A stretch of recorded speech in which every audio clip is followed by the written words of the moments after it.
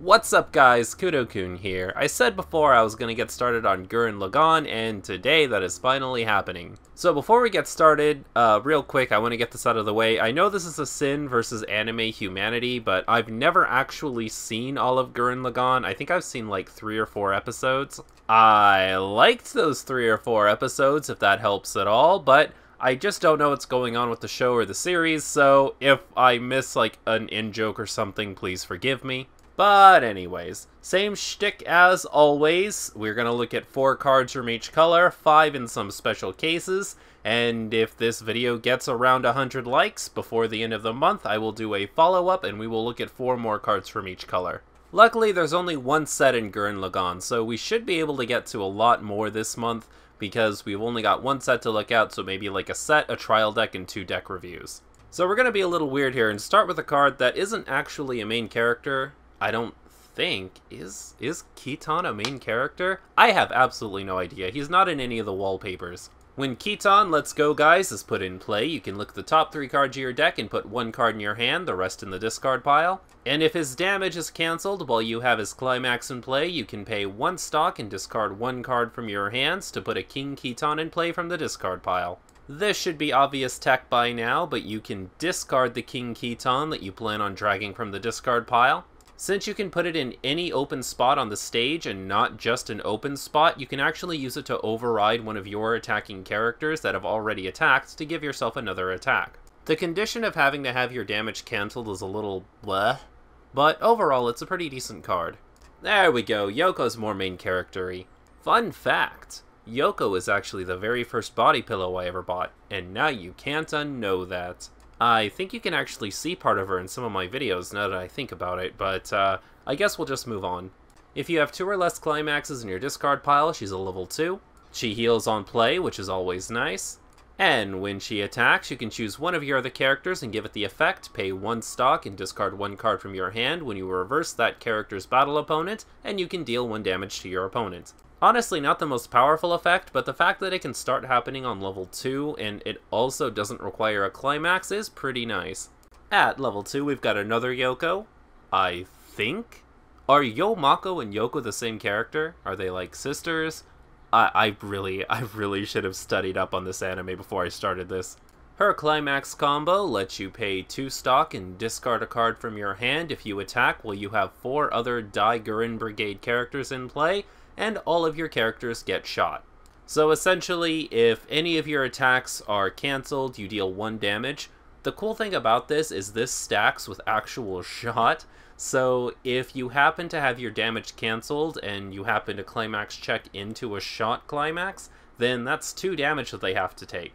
I also want to point out that you could hypothetically do this more than once, like attack with this Yomako and then attack with another Yomako special lesson and pay for that card's effect too, but you're getting a lot less out of it because you've already attacked with 1 character, so could be a little not worth it. It's mainly just a play for the memes. Like, if you just so happen to get that 3rd attack cancelled and you've already paid for this effect 2 or 3 times, your opponent takes the extra damage and you can laugh about it. Just not very practical. And finally, the man, the myth, the legend, Kamina himself. Strangely enough, he doesn't really seem to have a level 3. Like, his cards die out really early. Wait a second. His cards die out really, Bushy, is that a spoiler? During your turn, if you have at least 1 other Dai Gurren Brigade character, this is a 6,000.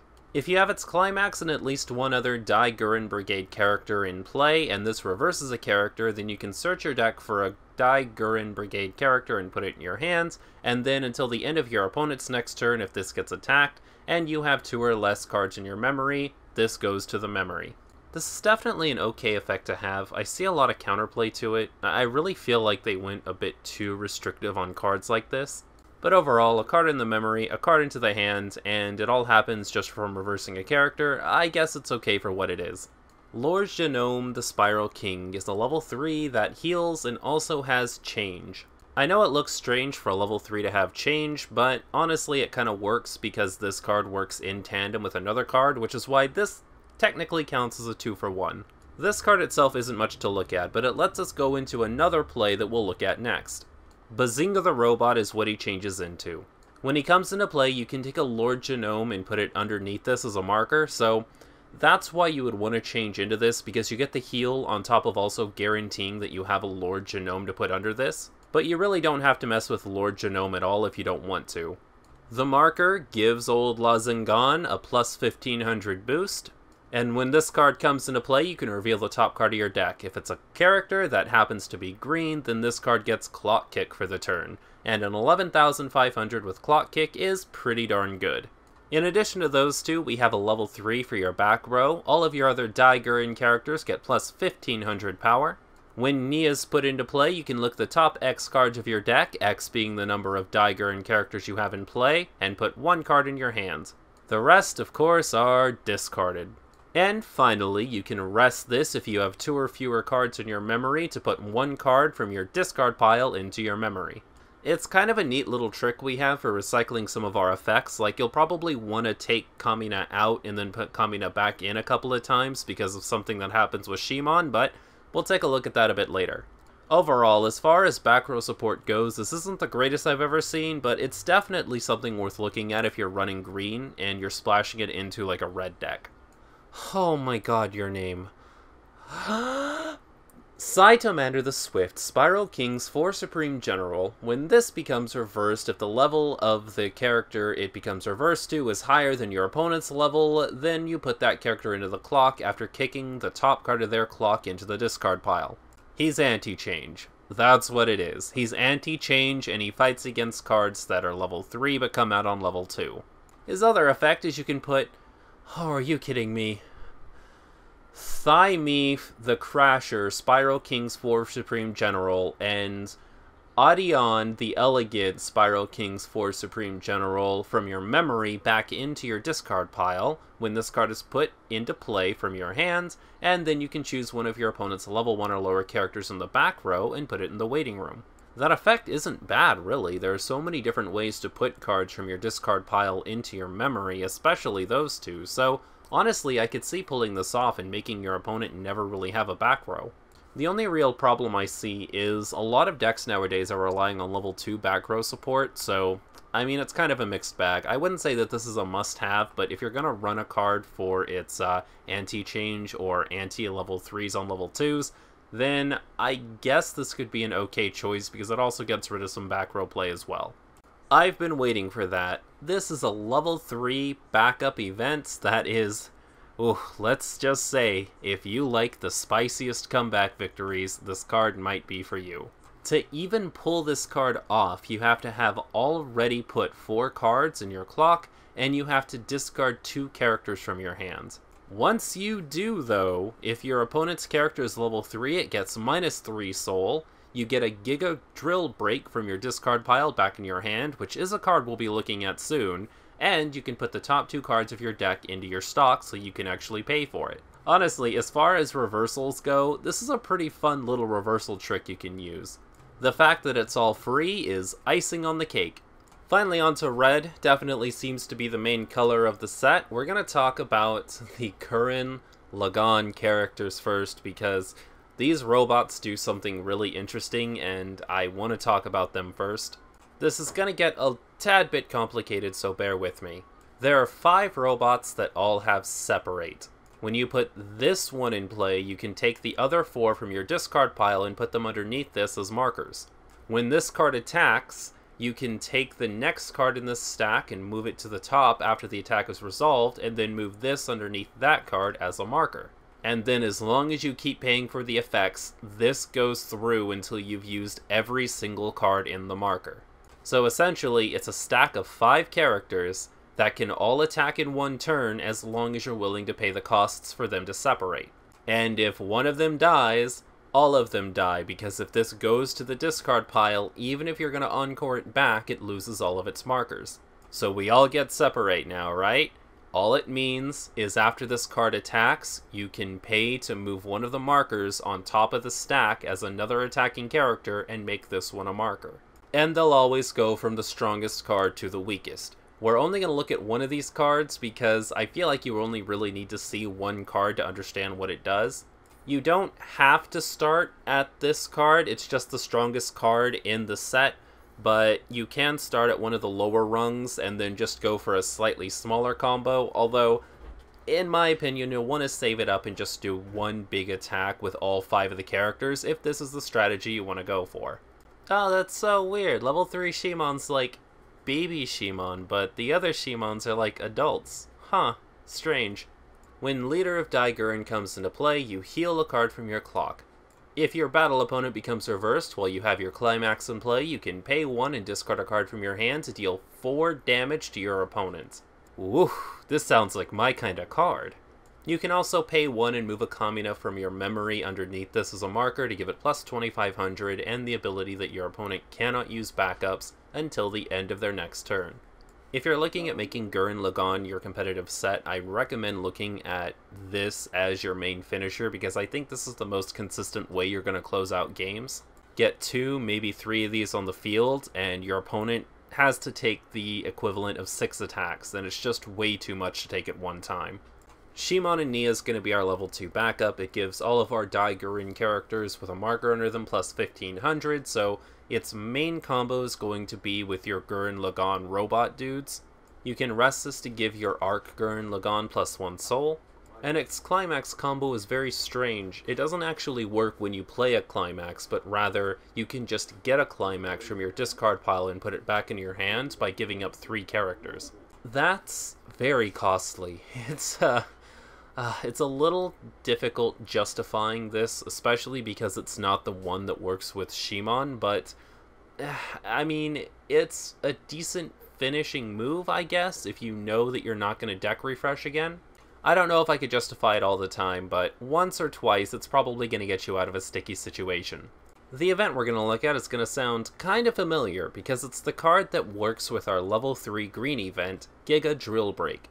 You choose one of your Gurren Lagann characters or your King Kitan, and during the Encore step, after it's attacked, if it's in the front row, you can deal 4 damage to your opponent. For 2 stock, it's not bad, and the fact that we can get it back and pay for it with our level 3 event is pretty good.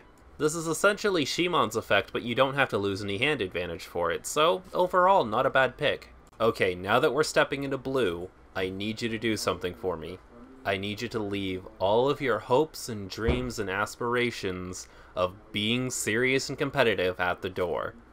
Allow the memes to enter your mind, because the memes are all we're gonna get in blue for Gurren Lagann. Blue only focuses on the Zergling Rush approach, so your noises, your smiling Cubes, we are in a world of pure imagination.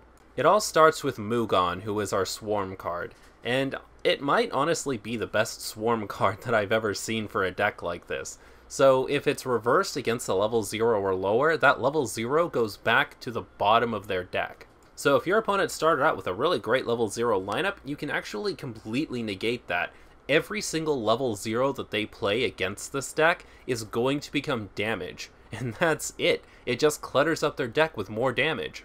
It also completely negates any Encore shenanigans, any reverse shenanigans, any really high-powered level 0 shenanigans. It honestly does not matter in the slightest what your level 0 strategy was when you went up against this card. Your strategy is now just get as little damage added back into your deck as possible.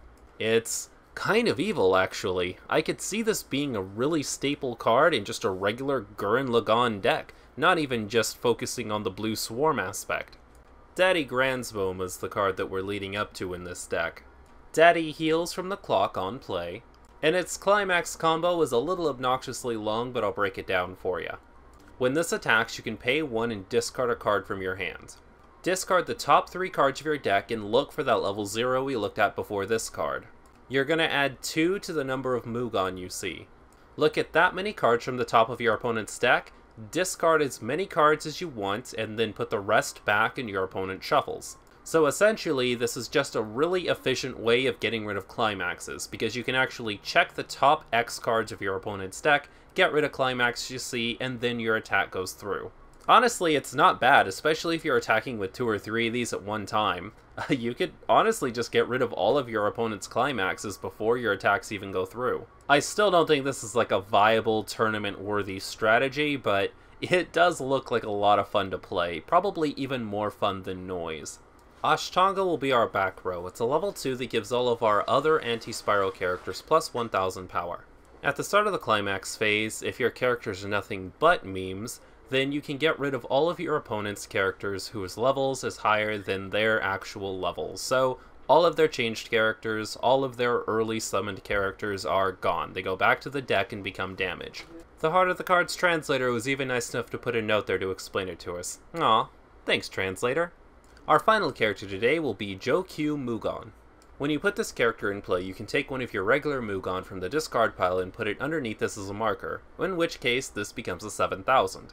Honestly, a free 7000 is not a bad thing to transition into. It's not gonna break the meta, but it's a good card if you're playing the memes. So that's about it for the set. What do I think? It's good. It's not great. It definitely looks like a fun set to play. It's funny that we just talked about Symphogear, because I feel like this has the same problem that early Symphogear had, in that there were a lot of neat ideas for these big epic combos that would just finish off a game if you could pull them off, but there's just not enough payoff for actually pulling off any of these big combos. Some of them are cool ideas, but most of the really big combos, like the huge Tengen Toppa Dai Gurren thing, it takes the entire game to set them up, and then the payoff for them is okay, but you have to keep paying more on top of that, and it's never gonna be that competitive. All of the combos for the set are either just too obnoxious to be consistent and actually win you consistent games, or they're just so expensive and so massive in scope that the payoff for them is just not as good as you would get not doing that for another set. The level 3 damage is impressive, but everything leading up to that is pretty lackluster, and then at level 3, even though you're getting all of that damage, there's so much better stuff out there that deals that same damage. Like, I feel like Unlimited Blade Works did this level of damage and had better consistency like a year ago. I know there's probably going to be some tournament player out there who just completely puts me in the dirt for this, and they're like, no, Kudo, you don't understand, there's this really epic level 1 loop infinite cycle OTK that you can do that's just, you don't understand, Kudo, it's an amazing set, it wins me every single time, I've got a 100% win rate, but I just don't see it. This feels more like a collector set than anything else. I don't see it ever being a huge competitor in the tournament scene, but I do see it being a fun set to play. It's explosive. You're going to try a big combo, and it's either going to work spectacularly and get you this huge playoff that's just going to be one for the record books, or it's not going to go off and you're going to lose, and that's just it. There is no middle ground here. Unless, of course, you want to go the route of the memes. If the Mugon characters are just too alluring for you to keep your eyes off of. If the Mugon memes are the route you go, respect, my friend. Respect. You're not in it for the wins, you're just in it for the fun. But that's about all the time we have for today. Thank you all so much for watching. Don't forget, 100 likes and we'll do a part 2 to this. Otherwise, we're going to do a probably trial deck review and then 2 deck lists. Maybe more if I have the time for it, but not likely. See you next time! Hey you, thank you so much for watching the video. If you enjoyed it, I'd really appreciate it if you left me a like. They help the channel grow and let me know that you want more of this kind of content in the future. The channel is currently being supported by these lovely folks on Patreon. You guys rock! If you have any thoughts on the video, of course leave them in the comment section below along with suggestions on what I should do next, but also answer this question to prove that you made it to the end of the video, if you feel like it. And finally, if you found this video by accident, then subscribe to stay up to date on the latest Kudo news. You can also hit the notification bell. Ringing the little bell will let you know when I upload a new video. See you next time!